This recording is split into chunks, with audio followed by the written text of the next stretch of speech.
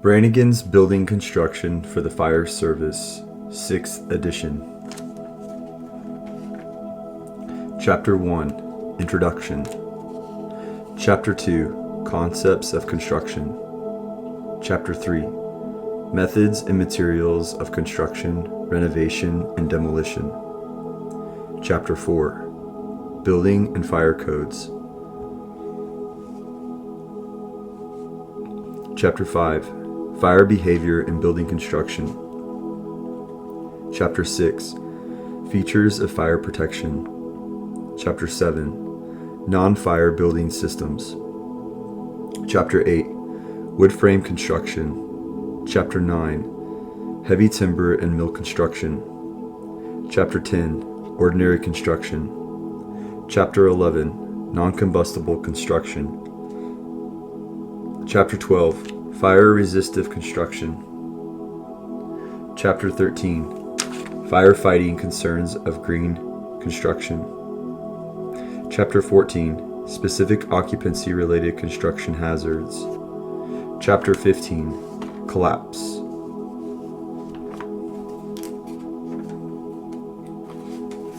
Chapter 1, Introduction. Watch your language. Pre-fire planning and analysis. Expect the unexpected. Study fire reports. Why we do what we do. Wrap up. Summary. Key terms. Case study. Challenging questions.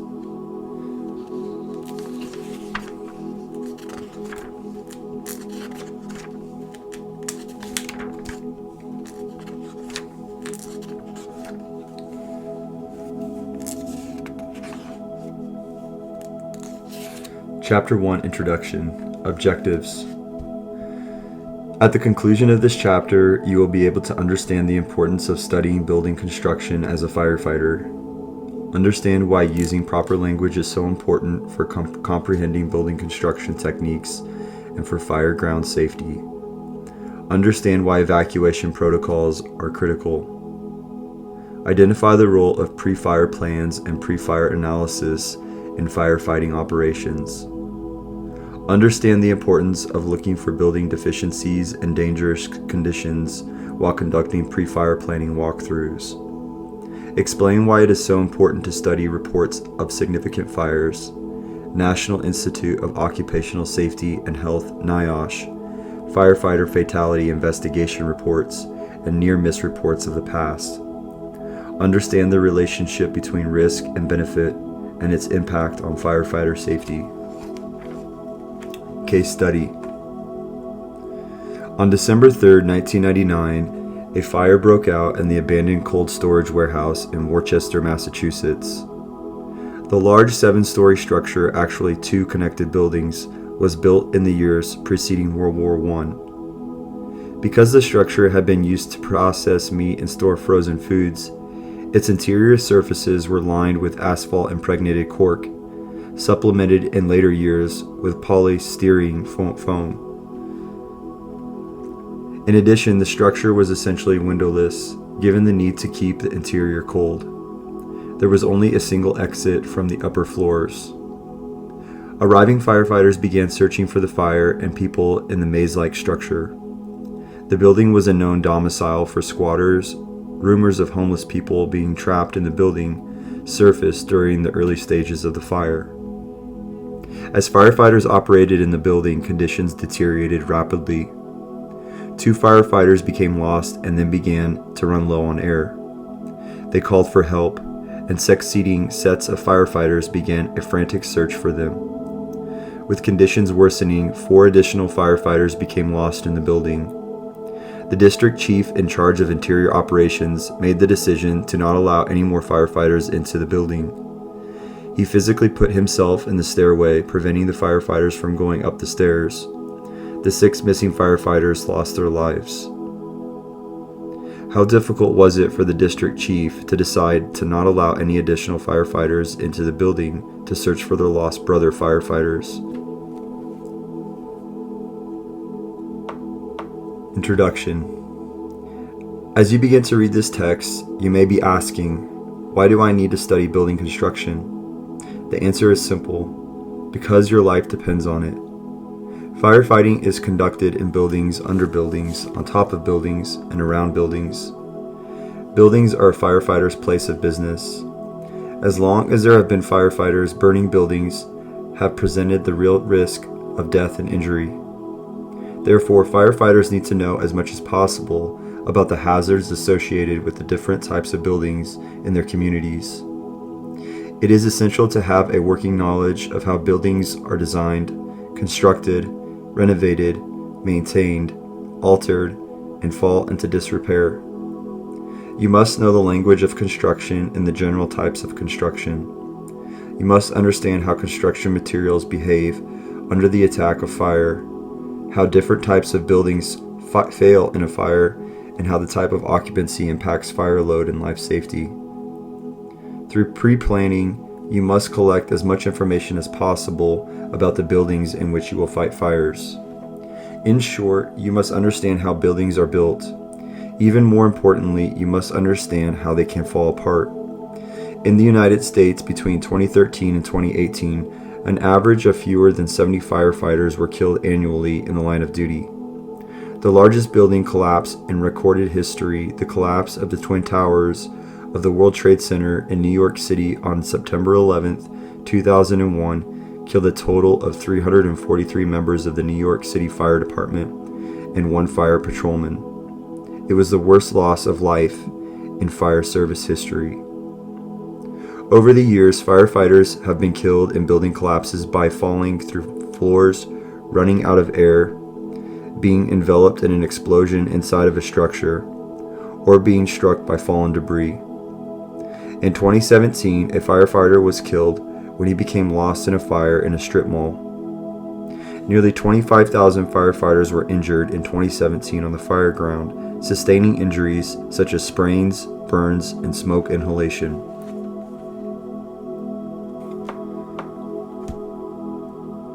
Watch your language. Clear communication is a critical factor for all fire departments. A wide range of fire professionals, in trying to do their job at a facility or building site, or when that site becomes the fire ground, must rely on effective communications to succeed, and sometimes just to survive. Knowing how to use and understand proper language and industry terminology, and how to communicate with different agencies and professionals is a critical skill for all firefighters. In 1989, an Avianca airliner crashed on Long Island, New York. A major contributing factor to the incident was language. The pilot kept telling the controller that he was low on fuel. The pilot should have used the proper term and declared an emergency. The controller would then have given him immediate priority for landing, and the catastrophe could have been avoided. In one building collapse, the fire ground commander was heard ordering, "Pull your line out." To some, this order might simply mean to reposition the lines. In this case, however, it meant get out of there fast. Many years ago, the aviators of the world settled on the French words "m'aider," meaning help me, in English, Mayday, as a universal distress signal. All fire departments should include this term in their radio language and develop protocols for dealing with these situations. A Mayday message is used by firefighters who are trapped, low on air, disoriented, or in other similar situations in order to alert the incident commander and other firefighters to their situation.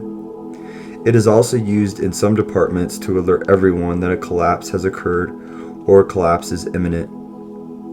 In other departments, the use of the term emergency traffic based on national standards is used to clear the air on the radio to issue an evacuation order. Such collapse messages are used to initiate an evacuation order, which should mean leaving hand lines and bulky equipment behind. Hand tools can be carried out to assist in self-rescue if needed in order to get out fast. Firefighters have been injured and killed pulling lines out when collapse was imminent. The radio order is sometimes supplemented with the use of an air horn blast and siren signals. Know the specific evacuation messages and protocols used in your department. By nature and training, firefighters are aggressive and often resist orders to back out. However, the overall gravity of the situation may not be apparent to those fighting the fire. "We've got a good shot at the fire" is often an excuse for delay. Some aggressive fire departments resent any intimation of retreat. However, they should remember that the U.S. Navy is an aggressive organization, but it continually drills on abandoned ship. In similar fashion, fire departments should regularly drill on getting out of buildings. Firefighters should respond immediately to such an order. They should not look back at the collapse while fleeing. Rather, they should be trained to stay together and look where they are going. Today, there remains a need for a specific change in dispatching language. Apparatus should be dispatched to a building fire. As soon as fire command determines that the fire involves the structure as distinct from the contents, there is a radically different situation. When the structure is involved, the gravity resistance system of the building is under attack. All units should be advised of this fact, and they should acknowledge the emergency message declaring, "This is now a structural fire." The word structural should be reserved for this situation.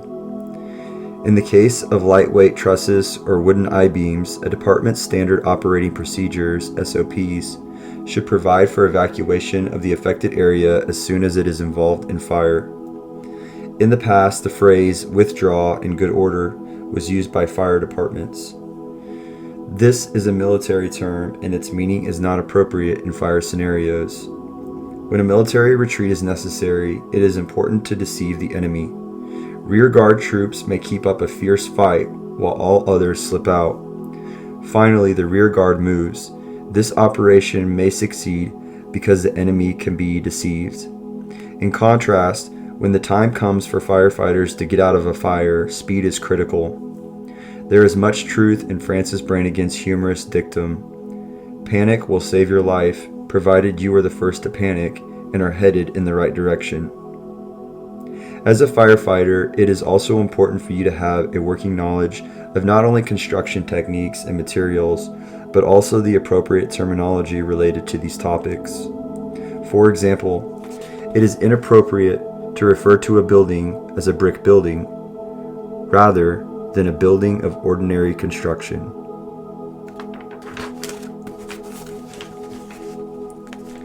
In addition to being a sign of professionalism, using the correct language provides safety to firefighters. By using proper terminology, you convey not only the characteristics of the building to other firefighters, but also the hazards. Get into the habit of using the correct words to describe buildings, including the proper terms when preparing technical reports. The rest of this text is filled with construction terms, some of which may be new to you.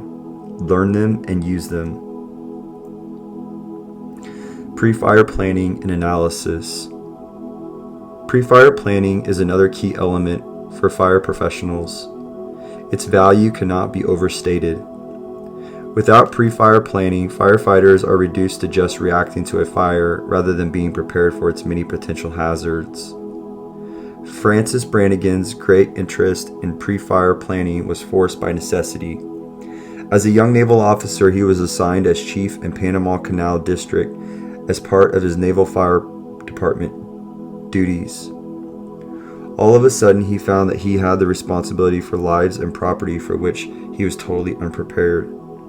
His first fire companies comprised kids whom he had trained himself. Brannigan decided that to be effective and safe, firefighters needed to minimize surprises on the fire ground by learning everything possible about potential problems ahead of time. Thus, the inspiration for the first article in the Fire Service Press on pre-fire planning was born. Surveys aid in preparation for handling large fires in the January 1948 issue of Fire Engineering. In this article, Brannigan described the pre-fire survey of a huge wooden Navy warehouse full of vital spare airplane propellers. Today, many fire departments engage in pre-planning.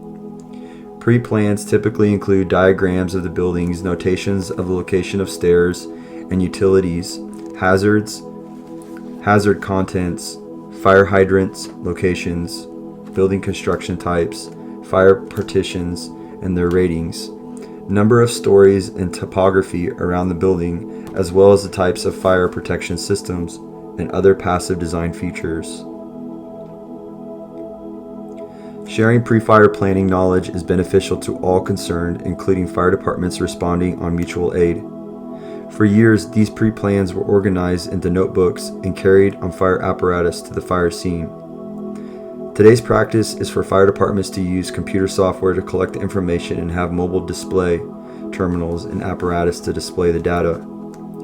The future also appears promising for interactive pre-plans, where real-time data from a building for issues such as fire alarm device activations and individual elevator cab status are transmitted directly to responding firefighters, supplementing their pre-plans.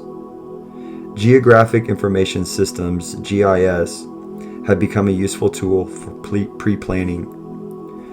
From a firefighting perspective, GIS systems typically take the form of data-enhanced maps of neighborhood response areas that include information on building uses and types, street arrangements, and utility locations. The specific location of important features, such as a fire hydrant or a flammable liquid storage tank, can be incorporated into a GIS system through the use of a portable global positioning system device using the object's longitude and latitude coordinates.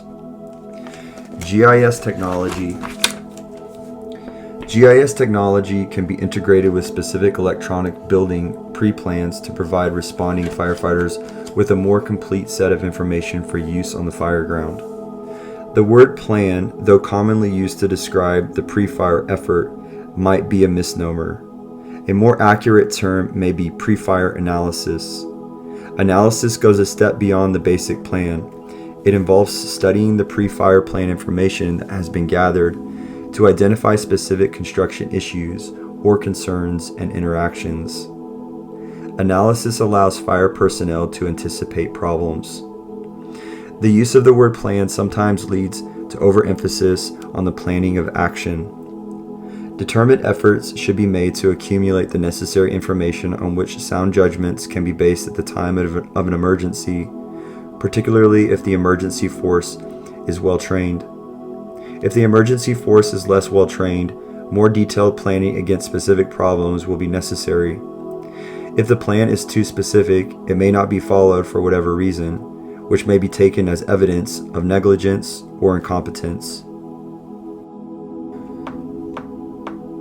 Branniganism.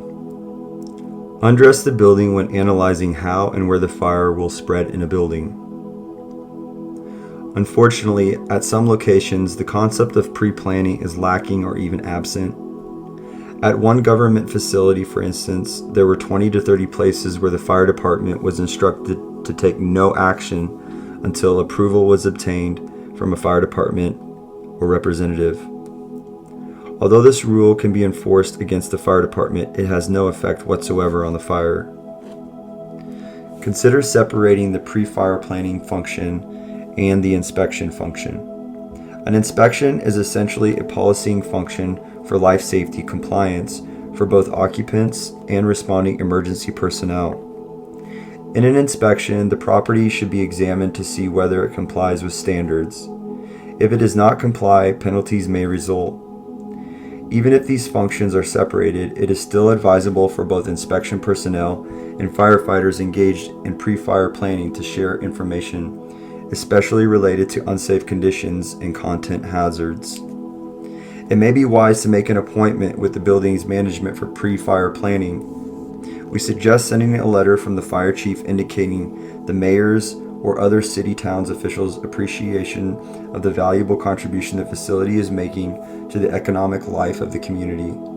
According to the Chubb Group of insurance companies, a large percentage of business that suffer a serious fire or other major disasters never reopen, so it is in everyone's interest to avoid a fire. Any pertinent local experience should be cited in the letter. The letter can continue as follows. The mayor has directed the fire chief to make every effort to keep local business as safe as possible in an attempt to minimize the effects of a fire. In order for the fire department to operate more effectively on a fire at your facility, There are a number of things that the fire department should know and record ahead of time. Because such surveys require mutual cooperation, they are best done by appointment. Please call the fire chief to arrange a mutually agreeable appointment time. A business owner may never have received such a letter from any governmental agency. This type of letter may produce cooperation that may be contagious. Few people have any idea that the firefighting is a planned operation. Firefighting is a commonly used term for taking care of unplanned emergencies. For example, we're so busy fighting fires around here, we can't get next year's budget organized. We have never seen a firefighting movie in which the firefighters were shown discussing a particular hazard, learning an evaluation, building and fire codes, or studying a book. But it happens, and it needs to happen more. Pre-fire planning surveys are important, even critical. Sometimes the perceived importance of this planning is enhanced by the stature of the fire officer performing the planning survey. If the client is uncooperative, then other measures may be legally available to help ensure cooperation. Fire departments operate differently than other services or industries that operate 24 hours per day, 7 days per week, such as police departments, prisons, hospitals, military bases, or manufacturing plants. In these organizations, the decision makers work the day shift. Serious events that happen on the night shift are often referred to these supervisors at home. By contrast, fire departments deliver a senior officer with a broad authority to make important decisions immediately to the scene of an emergency at any time of day. Many fire departments using 3 or 4 platoon systems operate almost as if each platoon were a separate fire department. Fire departments that have 3 chiefs, who may each have different ways of handling a possible emergency situation, perhaps all equally good, may very likely have 3 different procedures emerge. Consequently, all contact with the facility owner or manager should be through a single individual who has the lead responsibility for that particular risk. Differences on procedures should be worked through and agreed upon within the fire department. Although the basic objective of pre-fire planning is to consider potential emergency situations and develop the best possible plans for coping with them, pre-planning serves another valuable purpose. Pre-planning can detect whether a potential disaster exists that cannot be adequately addressed by the fire department.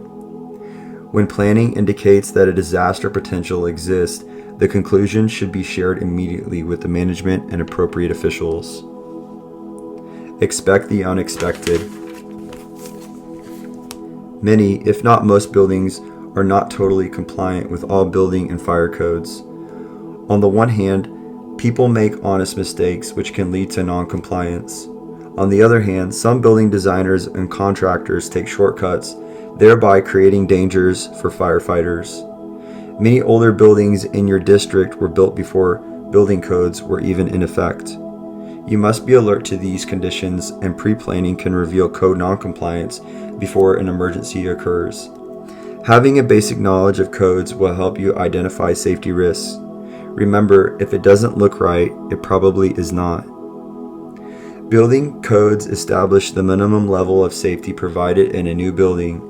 Often that means that the building designer will not provide any additional amount of fire protection beyond what is required. In addition, the regulations themselves often fall far short of what many in the fire service believe should be required. This is particularly evident today in the form of massive lightweight wood frame apartment buildings that are being built in many communities throughout the United States. Examples of this problem are discussed in more detail in other chapters. See Figure 1.6. An occupied lightweight wood frame 240 unit apartment building, which had a partial sprinkler system, was completely destroyed by a fire that passed through the 5 separate walls. According to the building code, the fire walls were supposed to contain the fire. Keep an eye out for code violations as you conduct a pre-fire plan walkthrough. Problems may not be obvious. Look above ceilings, look for void spaces, look inside kitchen hood systems and ductwork. Explore all areas of the building. Expect the unexpected. It is up to firefighters to become trained observers of the buildings in the response area and the possible deficiencies they contain. Figure 1-7. An observant captain spotted this auto body shop come along inside a library attic. A set of them, cabled across the roof span, were actually holding the roof of the building together. Study fire reports. Over the past several years, there has been a significant increase in the number of after-action reports, particularly when firefighters are killed. Most notable among these reports are the firefighter fatality reports issued by the National Institute of Occupational Safety and Health, NIOSH. In addition, some states and cities have issued their own after-action reports. Most of these studies include important information about the building construction and its behavior during the fire. These reports provide critical information on firefighter safety, information obtained from the supreme sacrifice, the firefighter's life. Take the time to read these reports and learn from them. In addition to these after-action reports, websites have been developed to collect and disseminate information about fireground near misses. The two most well-known websites, firefighterclosecalls.com and firefighternearmiss.com. Periodically visit these sites and review the reports to learn about the experiences of firefighters who were nearly injured or killed, including information about the role of building construction in the incident. Keep up to date with construction trends that affect firefighting strategies and tactics. Fire service trade journals and their associated websites provide useful details on specific fires and how they were fought. These media outlets provide current intelligence on emerging issues and problems that are being faced by different fire departments. Why we do what we do. The fire service is full of traditions. Its histories include both tragedy and triumph. We cherish the traditions of service and sacrifice and are proud of our history. This text is filled with lessons from real-world firefighting history. These lessons were learned over many years in many types of buildings and at many fires. We fight fires in buildings large and small, old and new. Traditions of heroism and bravery should be honored. However, some traditions are simply outdated and need to be abandoned. Changing a fireground philosophy into one of firefighter safety and survival is critical for everyone involved. As you read this text, keep the late Fire Chief Alan Brunacini's philosophy in mind. Take a significant risk to protect a savable life. A little, very controlled risk to protect savable property. And no risk for what is already lost. Changes in fire company staffing and the explosion of lightweight construction across the United States have tremendously increased the danger to today's firefighters. Conducting a risk-benefit analysis under such conditions has brought Chief Brunacini's philosophy even more into focus. It is critical that the incident commanders and rank-and-file firefighters keep safety as the number one priority. Remember, you didn't start the fire or build the building. Take only reasonable risks to protect the property. Tactical considerations. Fire officers should include smoke and fire conditions, location of the fire, and the type of building construction in their initial radio reports. Proper terms not only convey building characteristics, but also the associated hazards. The trend toward even more lightweight building construction methods has life and death implications for your safety. A risk-benefit analysis should be performed on any lightweight constructed building with an advanced fire. Withdrawal of crews and a defensive strategy should be considered when accounting for the civilian life hazard. 3. Fire does not recognize any authority, and the fire chief is not in charge of the fire. The fire sets its own agenda. Fire cannot be bluffed or deceived. The gravity-resistant system of the building is constantly under attack during a fire. When the time comes to get out, speed is crucial. 4. Understanding building construction will help ensure the safety of every firefighter on the scene. If you understand where the weaknesses in a building are and how they will react when under attack by fire, you and your crew can avoid these dangerous areas.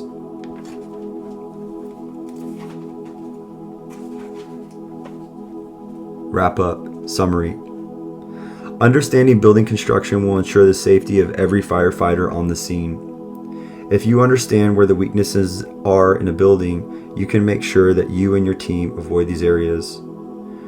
For firefighters, using proper building construction terminology is critical to clarify communication, enhance professionalism, and ensure safety. Pre-planning and knowing your buildings is an important fire department function that enables firefighters to minimize surprises on the fire ground by learning everything possible about potential problems ahead of time. Pre-fire analysis goes a step beyond the basic pre-planning. It involves studying the pre-fire plan, information that has been gathered to identify specific construction issues or concerns and interactions. Many, if not most, buildings are not totally compliant with all building and fire codes, so pre-planning fire surveys can reveal dangerous conditions before an emergency occurs. Study reports of past fires and learn the lessons. Firefighter safety is the number one priority when considering the risk of any particular situation. Key terms: pre-fire analysis, a study of information that has been gathered as part of a pre-fire plan to identify specific construction issues or concerns and interactions.